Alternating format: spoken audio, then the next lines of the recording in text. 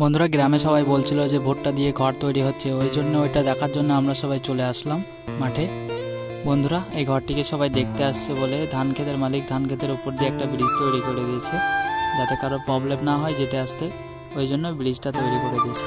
তারপর আমরা চলে আসলাম এখানে, আর এদিকে এই ভাই আর এই কাকা ভুট্টা ছেলছে এই ঘরটি তৈরির জন্য।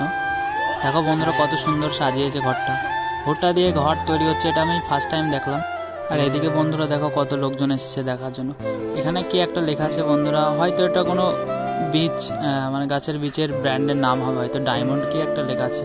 আর এদিকটা দেখো প্রত্যেকটা গাছের মধ্যে বন্ধুরা এমন করে একটা করে স্টিকার লাগানো আছে, দেখতে পাচ্ছ।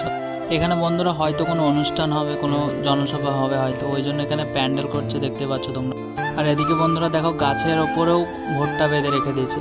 আজকে এই পর্যন্ত বন্ধুরা, দেখা হচ্ছে আবার নতুন কোনো ভিডিওতে। আর আমার এই ভিডিওটা যদি তোমাদের ভালো লেগে থাকে তাহলে আমার চ্যানেলটিকে